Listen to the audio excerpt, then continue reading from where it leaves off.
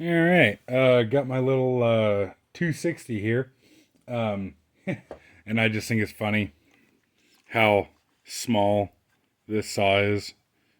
Like, that's the entirety of the engine assembly. Um, but now I think that this is just absolutely a fantastic little saw. Um, it will it will run a 20-inch bar just fine. If you saw my last video, obviously it will not run it will not run a 20-inch bar as fast as something like a 440. But I guess that is to be expected.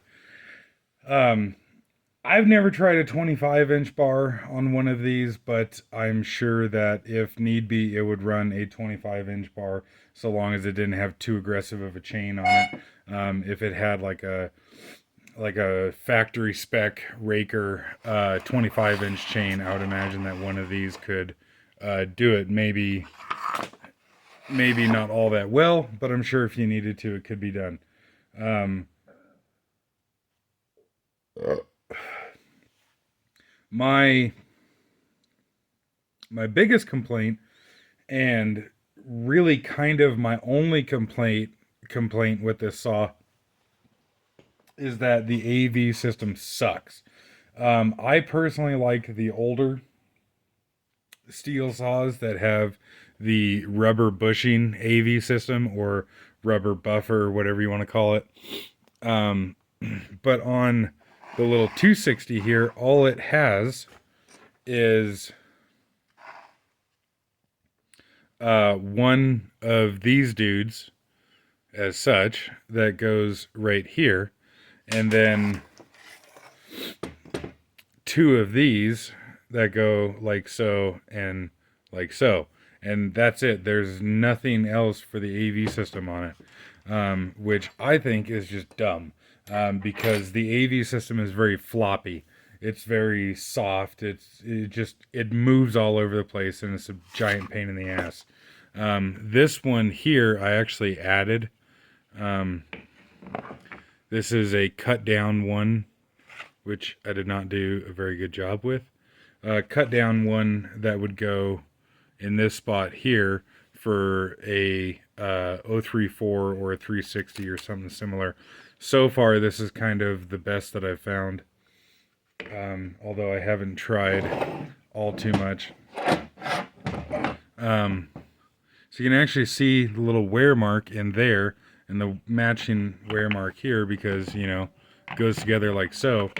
That the AV system is so floppy that if you have a 20-inch bar on this saw holding it by the handlebar and you're going walking through the woods, you can actually feel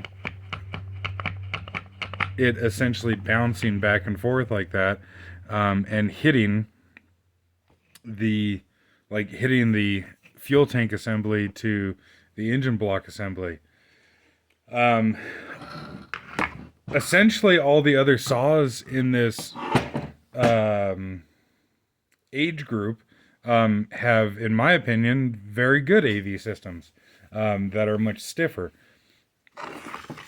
Personally, I'm not a fan of the new saws that have the springs on them, but I guess I'm not a fan of them because I feel like they're too loose, that they're too, spongy, if you will.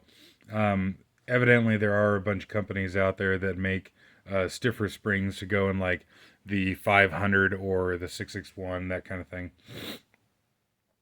But I wanted to be able to figure out something on this little guy. And so I've got a couple ideas here of what to do. So the rear bushing here is the same size as a 660. So I thought, no worries, I've got a spare buffer for my 660, and then this one here is out of the 260. But come to find out, it looks like these are kind of the same part number, and they're both really soft. Um, I got I got a Neotech, which, near as I can tell, is kind of the same thing as Farmer Tech, but don't quote me on that. I got a Neotech AV bushing set, and the Chinese bushing set is much firmer than the factory Stihl one.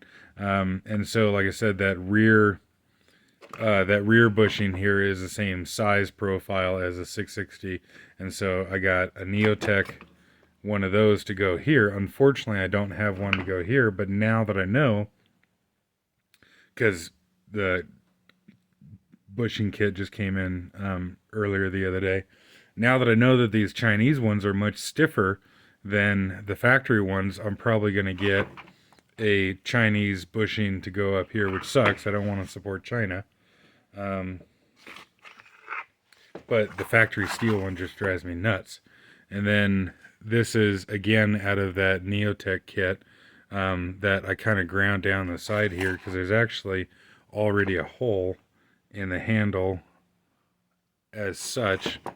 And so I think I should be able to put this guy. Oh yeah. That should work.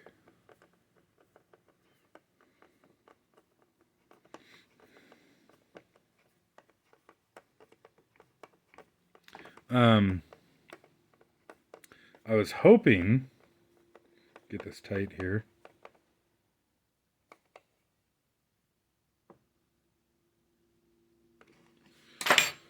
I was hoping to take this, because the 660 has a buffer that kind of looks like this.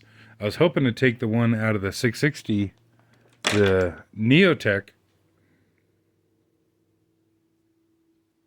So hoping to take the one out of the Neotech kit here because, like I said, the 660 has a similar one, but come to find out, they're a little bit different. Instead of it being a pass-through hole like it is on the 260, it's actually threaded. So that sucks because this one here is very, very, very firm. So I guess I'll just go back with this one here. And what the shit did I do with that guy in there like so? And so I'll reassemble this here and see what we can come up with. Yeah, so like I said, with a 20-inch standard, with a 20-inch Rollomatic ES bar, like I said, it'll like bottom out the buffer system, if you will. Now the Stihl light bars are amazingly light.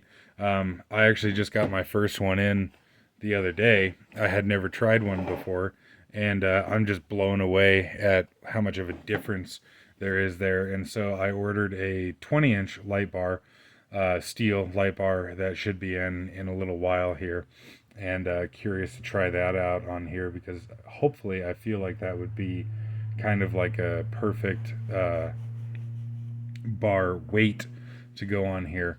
I've also got the Canon Super Mini bars that run the 3/8 low profile chain, and that's really, really sweet on this saw.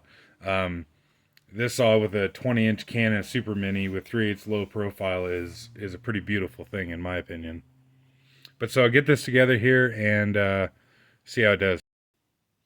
All right, so there it is assembled, and I mean it is a lot stiffer than it was before. God, that's awful. This one guy here doesn't really do much, so I don't know if it's really worth doing that, but I got this extra one in here, and then this upper one here being the Neotech buffer. This one here is still original Stihl,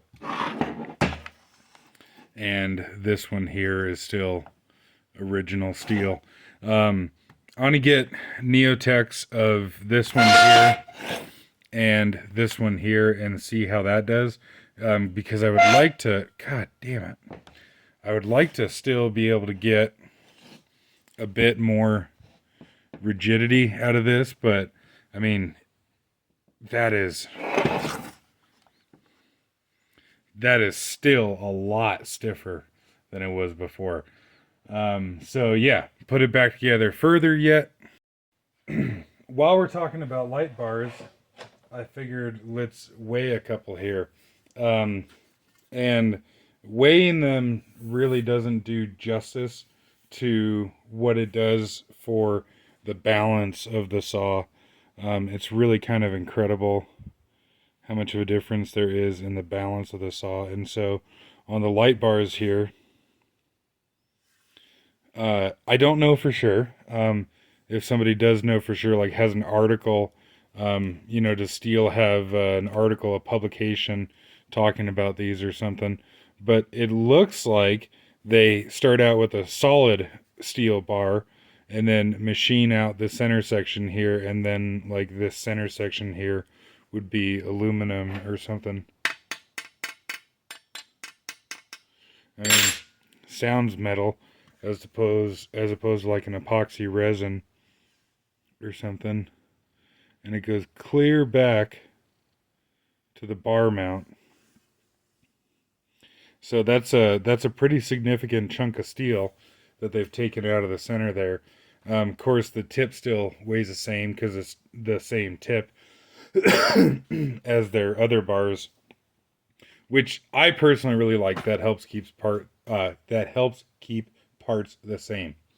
And so this one here is a 25 inch. And I've barely got a couple tanks on this bar, but already I am very, very happy with it and wish I got one of these years ago. Try and get this centered. So 2.9 pounds. Or sorry, 2 pounds 9 ounces, not 2.9. Now there's lots of videos of people weighing different bars, but I don't really see people comparing them to the standard bars. So, judging here, I would actually assume that this 18-inch bar here is a little bit heavier. Ooh, okay, it's just a cunt hair lighter, but I mean, how impressive is that? You piece of shit. Yeah. This 18-inch bar here. So, can you read it? I guess you can. 2.9. That bar is 2 pounds 9 ounces. This 18-inch bar is essentially the same weight. So that's pretty incredible that you can get a 25-inch bar for the weight of a 20-inch bar. And like I said, the difference in balance of the saw and how much easier it is to like fling around the tip of the bar is really, really cool. I would imagine as you get the longer bars that the difference becomes more pronounced.